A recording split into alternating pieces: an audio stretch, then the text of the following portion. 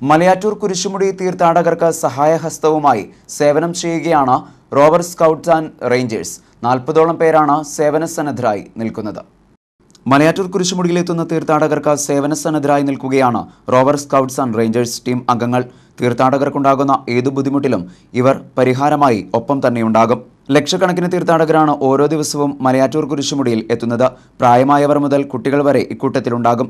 ചിലർക്ക് മലകയറ്റത്തിൽ അവശത തോന്നിയാൽ അവരെ സുഗമമായി മല കയറുന്നതിനും മലമുകളിൽ അസ്വസ്ഥത അനുഭവിക്കുന്ന തീർത്ഥാടകരെ ഞൊടിയിടയിൽ താഴെ എത്തിക്കുന്നതിനും ഈ സംഘം മുൻപന്തിയിലുണ്ട്.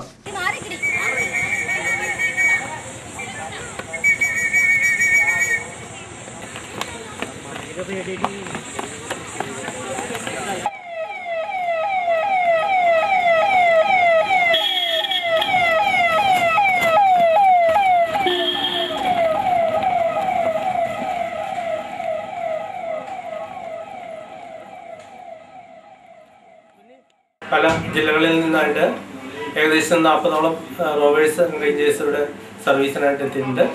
3 വ്യാഴാഴ്ച മുതൽ സർവീസ് ആരംഭിച്ചിട്ടുണ്ട്.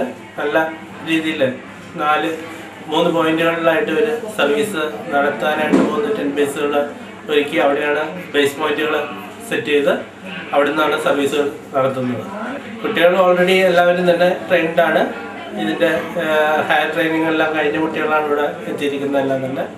നമ്മൾ ജില്ലയിലേക്ക് ഇൻഫർമേഷൻ കൊടുത്തുകൊണ്ട് അവിടുന്ന് സെലക്റ്റഡ് ആയ കുട്ടികളെയാണ് ഇവിടെ കൊണ്ടുവന്നിരിക്കുന്നത്. സ്കൂൾ വിദ്യാർത്ഥികൾ മുതൽ എഞ്ചിനീയർമാർ വരെ അടങ്ങുന്നതാണ് rover scouts and rangers team.